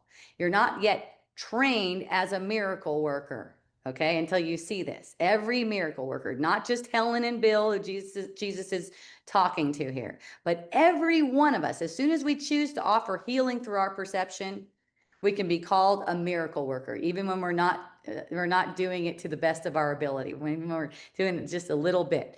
We are to work miracles. So we must learn. This is what we must learn. Stop blaming outer conditions. See the thought as the cause always. Stop misusing our power through unconsciousness, through fear-based thinking. For instance, I'm a human. For instance, this is dangerous. Anything in the field is dangerous. Anything is threatening. Any person, anything. Because you can't cause, or anyone caused you to feel a certain way, or anything caused you to feel a certain way. Even like saying, last night I didn't get enough sleep and that's why I feel tired. That's just that thought right there is such an opportunity. How could, like you just look at it, how could I feel tired based on last night? Last night didn't even happen. I'm projecting this right now. How can my tummy hurt based on something I ate? That's another example. Miracle workers must train their mind to honor actual laws of cause and effect, which are mind leads to perception, not world leads to reaction, not what they did made me feel that way. Actually, what I thought made what they did. What I thought made me feel that way. And what I thought actually blamed it like that. That's all we're doing is seeing. So it says, for true cause and effect. It says, nor would it induce the healthy respect which every miracle worker, that's all of us, must have for true cause and effect. True cause, God, spirit, the creative power of your mind, which are all one, right? So that removes the hierarchy. This is true cause. It's just that You're choosing how to use that power. You're choosing whether to use the power for the ego or for the spirit. A true effect is peace, joy, miracles, extension of love. That's a true effect. The ego reverses it. The ego sees form as the cause. Someone hurt me. This money is making me feel secure, or lack of it is making me feel insecure. This person is nice to me. That's why I feel good. Oh, thank goodness this person wants to see me. Ah, now I can relax. That's how the ego looks at it. And the ego looks at reaction as the effect. I'm angry. I'm relieved. I'm hungry. That's backwards. True cause is always in the mind. And miracles are correcting that confusion. You guys, I notice myself apparently listening to those thoughts all day long. I'm not saying I'm particularly good at it. What I'm saying is I'm offering willingness, and I keep on studying. I keep on practicing, and I keep on studying. So I keep myself aware of it. You know, I'm reading A Course in Miracles lesson for you guys for every day, right? I don't necessarily do that particular lesson because that's not the guidance right now, but the thoughts are always being used to bring on more clarity to my mind. How do I know I always need more clarity? There's an apparent body that I don't apparently have complete control over yet. There's an apparent world and apparent perception that I apparently don't have complete control over yet. Jesus and other masters like him do not perceive like this. This is how we know we need practice. And this is kind of like the ego's stronghold that says, you don't need to do this. On to something else. True cause is always in the mind. Miracles correct that confusion. It corrects the confusion that the ego makes it backwards. True cause is always the mind. Always, always, always. If miracles are used without clarity just to clean up emotional messes, they don't restore this understanding. It's not that it's bad, but that's how it is at first. Miracles are just used to help yourself get some relief. When you're living more in the relief, then it's actually teaching your mind. It's actually teaching your mind that this is a truth, and extending it and making healing. It's that, uh, at first we're just teaching the mind. The miracle is just teaching the mind to respect its own power, just to respect its own power, which isn't bad. It's in thinking that anything has any control, anything has any power. It's not about condemning any of the manifestations. I mean, even the idea that we need any money, it's offered for miracles. So basically, this is Jesus saying, if you keep using miracles to fix your own miscreations while leaving your mind untrained, you won't learn what miracles are for. You won't learn to respect the mind's power to choose love over fear. And you won't experience the joy and safety that comes with understanding true cause and effect. And this is a visceral experience. Understanding this is like, ah, ah. And it's about like, this is so amazing that God loves me this much. And this is what comes with waking up. I'm so loved.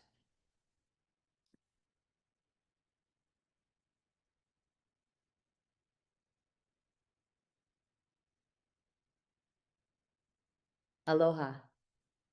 Okay. So on to the next. We have about 15 minutes left. Oh, actually, we have a footnote here. Footnote 124. As the content makes clear, this passage is speaking of a miracle setting the mind of the miracle worker straight it says, without his consent.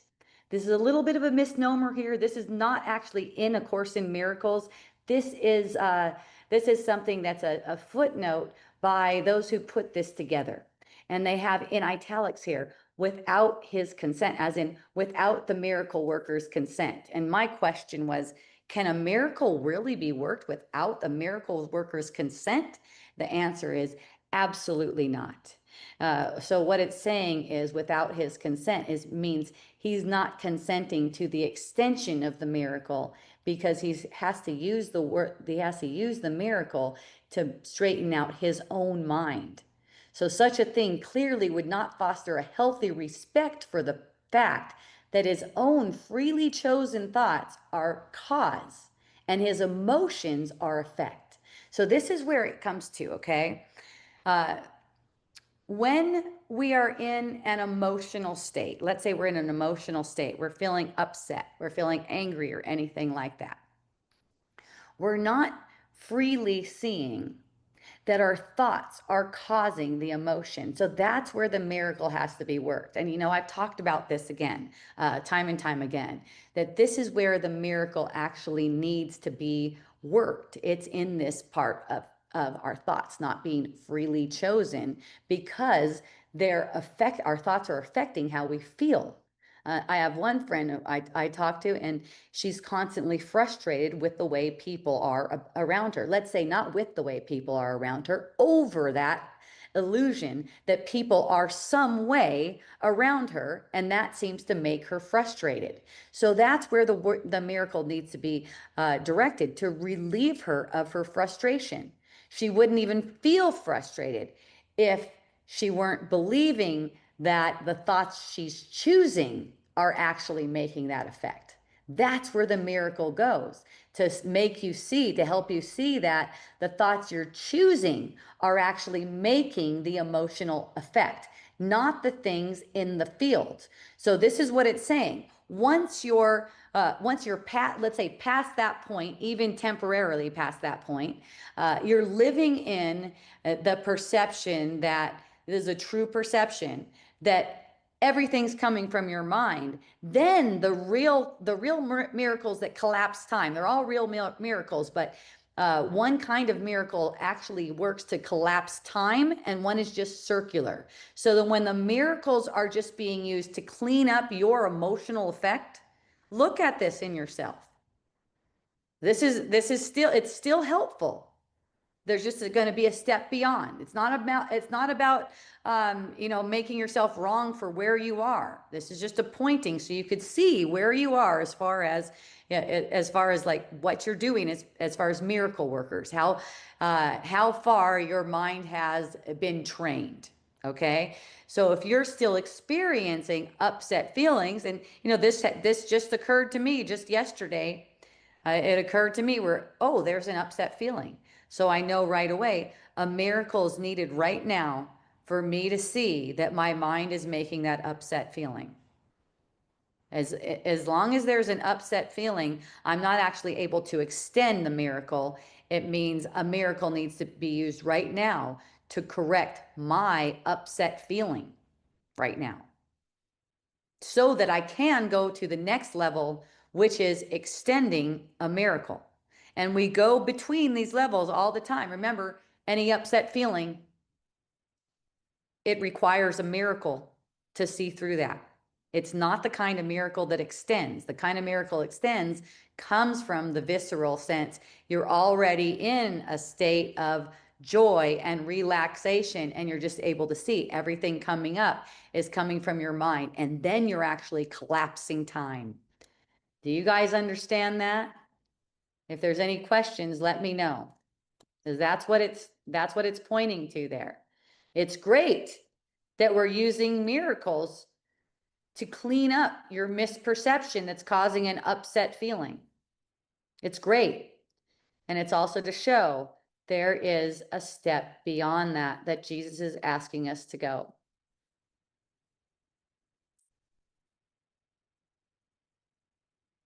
And are we on to, yes. Okay, we're on to this next one. We are now in paragraph 11. And this has been really rich. We only started at 9 and we're at 11 because this has just been deep and rich. 11, sentence 1. Miracles cannot free the miracle worker from fear. So this is an interesting sentence right here. So let's go deeper about this.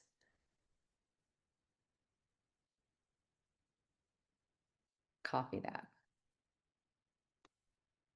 Here, miracles cannot free the miracle worker from fear.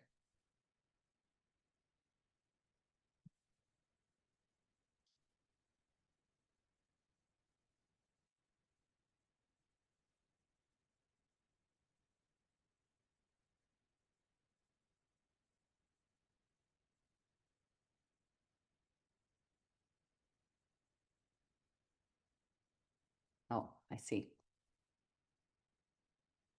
All right. So this is one of those sentences. It's like, what? Wasn't it meant to free us from fear?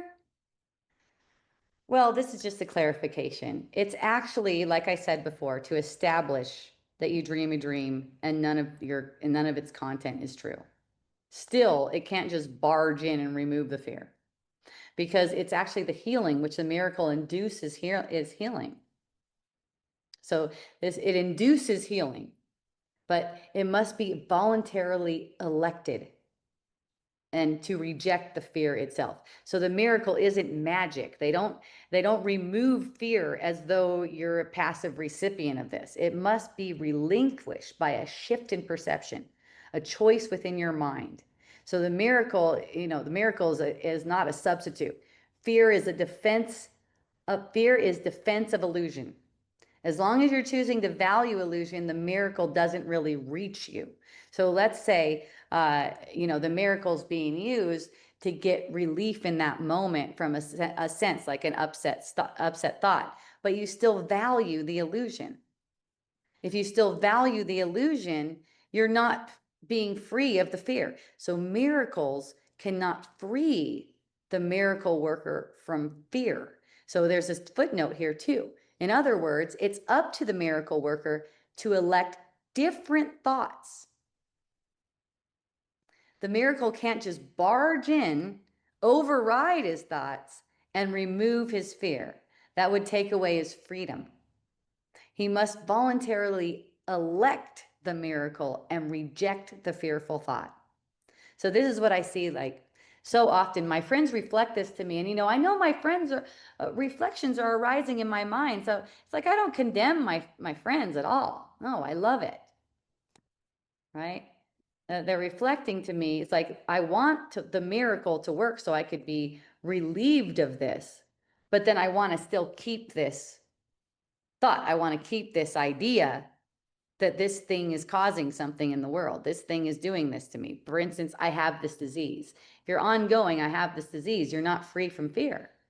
You have to elect to be free from fear. So he's clarifying something really profound here. He's saying the miracle itself does not override your inner decision. Okay, it's an effect of the choice to release fear, but not the means by which fear is forcibly taken from you. So again, miracles are not magic. They don't remove the fear from you.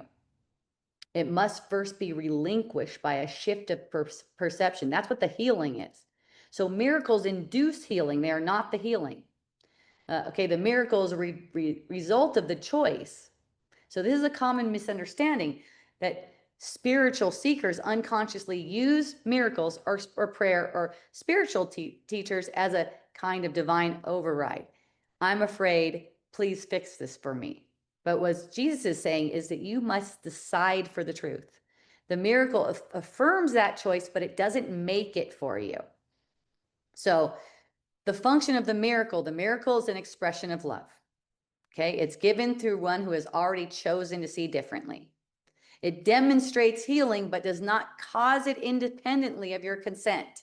So it's like you can extend a miracle to a mind and it affirms your freedom, but it doesn't make the choice for you.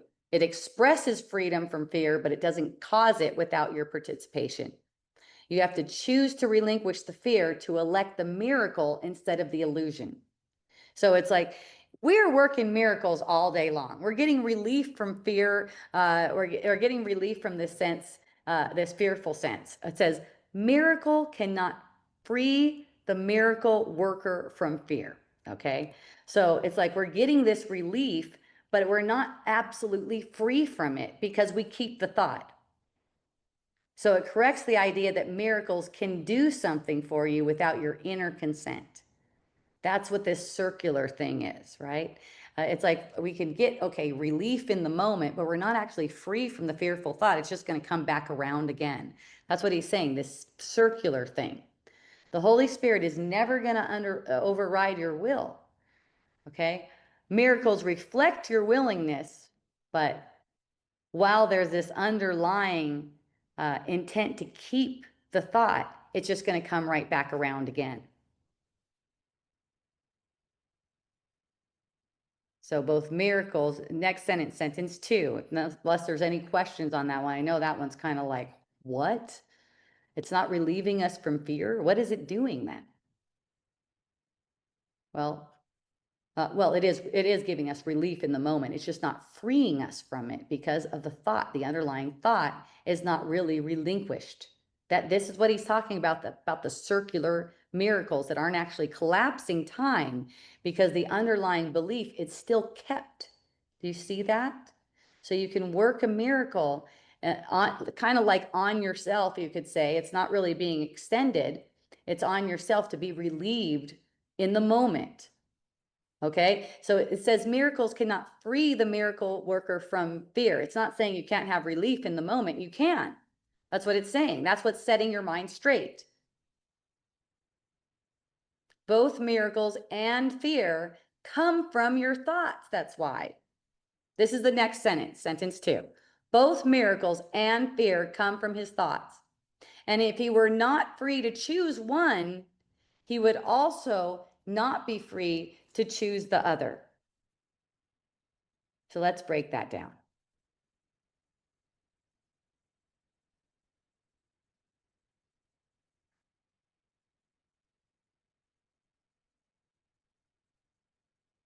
So this is a direct declaration of your creative power. Both miracles and fear come from his thoughts. Nothing external is causing fear. Nothing external is causing healing. It's you. They're both the source of your mind, right? So also miracles are coming from your mind. Nothing external is coming, nothing external is happening here. It's all coming from your own mind. So when you're making a miracle to relieve yourself of fear in the moment, I see people doing this all the time, and it's great. It's great. It's just that you're keeping the underlying thought that, let's say, these people outside of you are causing it, are causing your frustration. So you keep on using miracles to be relieved of frustration in the moment. Frustration is also an effect of fear. You could say it's fear. So you're keeping the fear, though, unless you're seeing that the underlying fearful thought is true and you'd be willing to relinquish it. Okay, so it says if he were not free to choose one, he would also not be free to choose the other. Your freedom is total. To be free means the power to choose truth or illusion, love or fear. Without this freedom, neither fear nor miracles would have any meaning because there would be no real choice here. So this sentence is dismantling victim mentality. It's anchoring responsibility back to your mind. So whenever you feel afraid or stuck, this line is a reminder. You must have chosen fear, but you can choose again. This is empowerment. Miracles are not withheld, they're available. But what Jesus is saying here is that they can be circular or they can actually be used to shorten time, collapse time. Both fear and miracles are coming from the same source, your thoughts. Your mind is always choosing, whether it's conscious or unconscious. And you're not bound by fear. You have the same power to choose the miracle all the time. And the Holy Spirit is honoring this completely. Without honoring it, without the honoring, there could be no true healing. It would be like coercion. So let me know if you have any questions. If you don't see this, let me know. This is giving us an opportunity to see something very differently. Remember, we said before, this is the next sentence, sentence 3. Remember, we said before that when electing one person, you reject another. Okay, we're not going to get into this right now because this is pretty rich where we can get into it. Okay, what does it mean then on relationships and stuff like that? We're not really to that point right now. We're just seeing how it relates to this. So this is actually a key idea, though. This is a key idea in A Course in Miracles.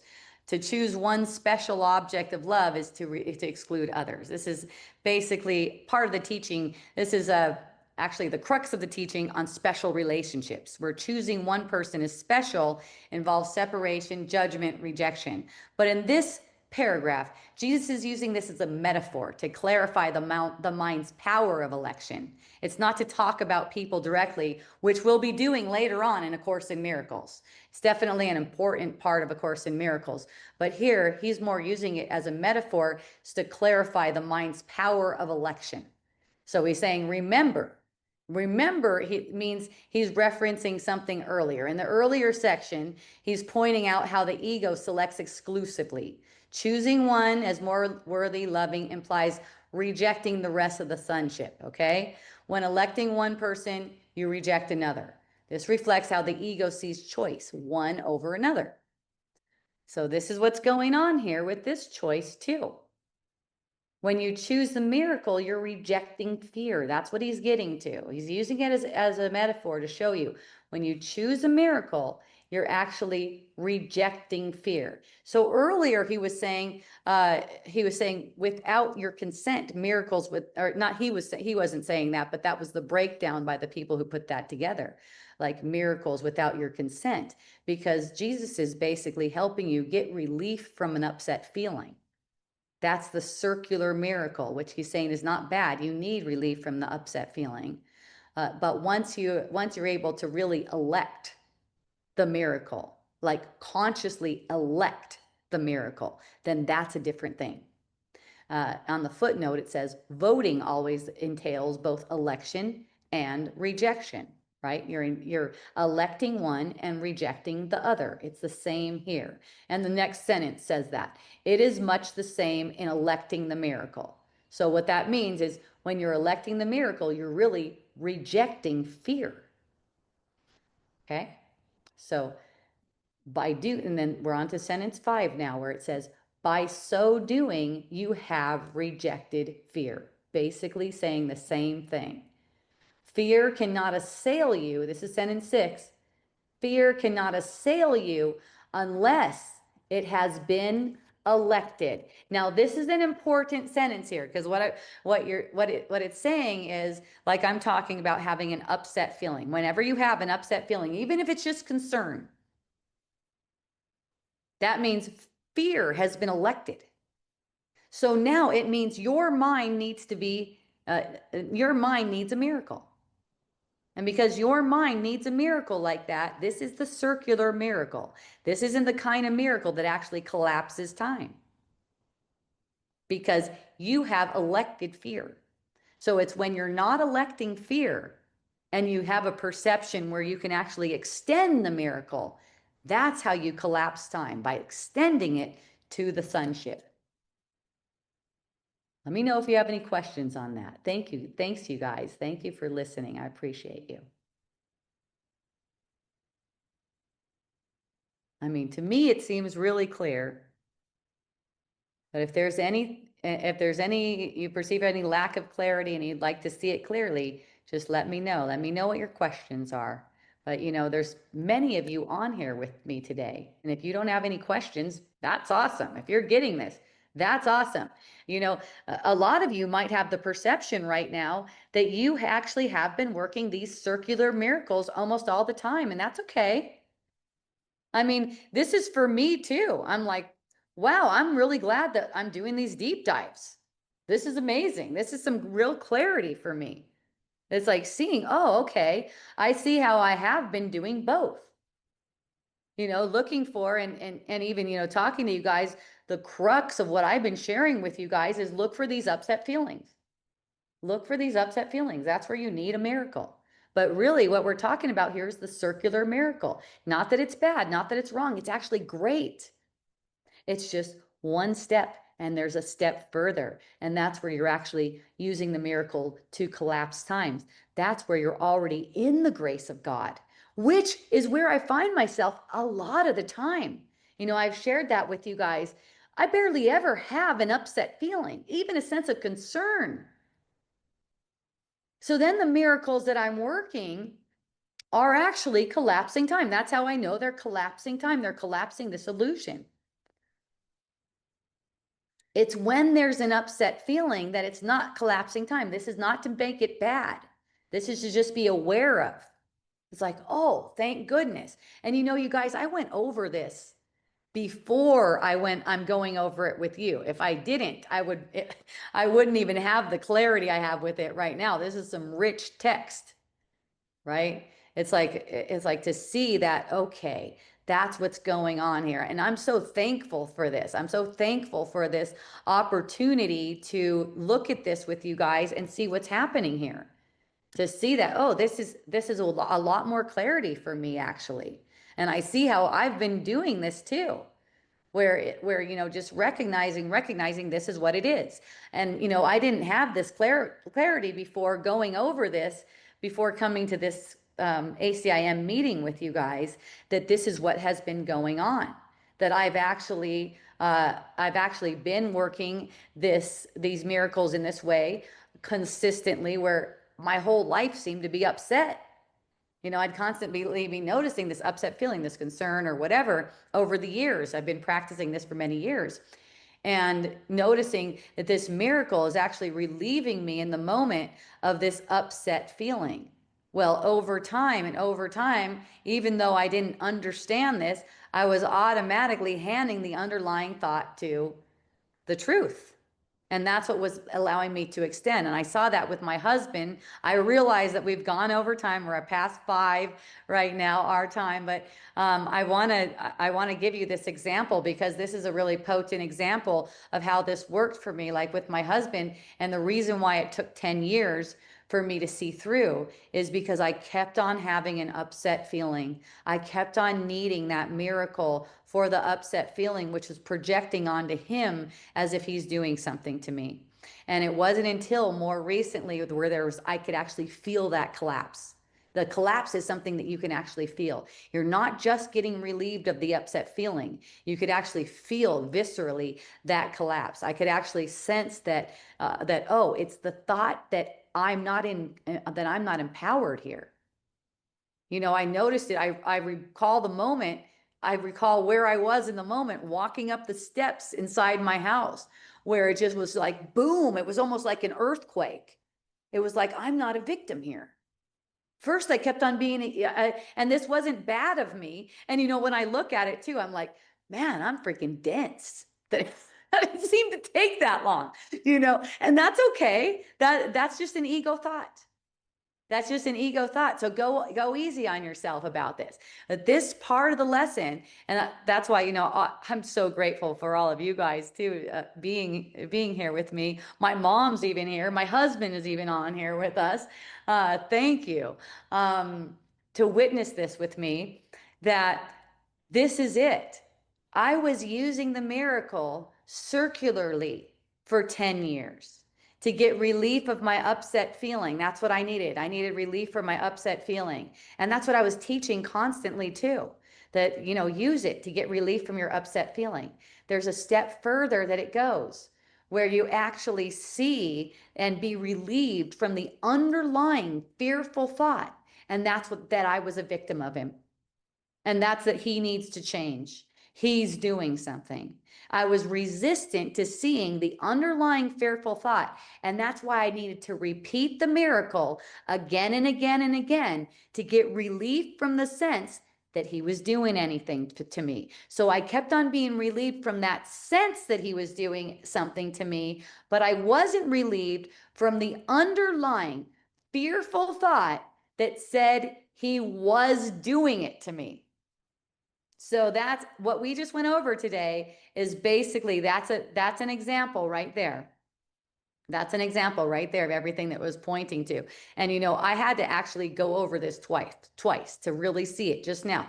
You're watching me see this in real time right now, because before I joined with you guys on this on this meeting, I went over all that stuff and I got kind of an idea of it. And then I'm going over it again with you right now. And then it's like, boom, that's where the realization is happening. So you're actually with me as I'm having that realization right now, as I'm looking at it. And thank you to everyone who stayed with me this long. You're actually all helping me see. And I know that this is helping everyone see too. What is the difference between a miracle that's circular and a miracle that's actually extending the love of God? Another thing that I noticed with this thing with my husband is at some point my thoughts went to show me how to help heal his mind, like my brother's mind. That's where there was the shift from just using the miracle to get relief in the moment to actually extending the love of God. And you know what? When I used the miracle like that, even though one immediate result of it that I was leaving my husband, it actually shined a light into my husband's mind. So then he went to practicing A Course in Miracles right there. Isn't that sweet? So you can see how it's collapsing time. He went to it. He became instantly way more peaceful. And he can attest to this too. I'll say, okay, so Caitlin's talking to me now.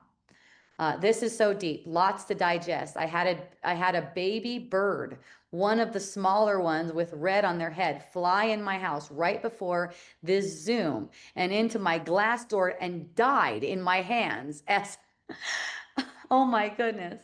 Uh, it was one of the birds I noticed of a family a few days ago and was really appreciating its cuteness.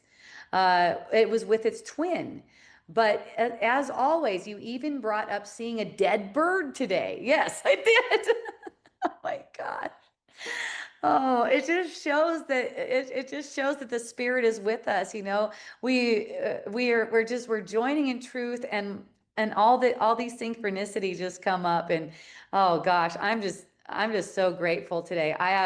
I'm so grateful that I just had this realization and this deeper understanding right here online with all of you guys. And it's just such a blessing. Always on the vibration of my underlying thoughts. One mind, one heart. So needed to hear this today. Lots of love and miracles. Yes, you guys. Oh, thank you so much. I'm so grateful. I'm so grateful for this insight. I feel like just going forward, there's just so much. Did you get it too? Did you see did you see this? Did you see this understanding? She's like sort of.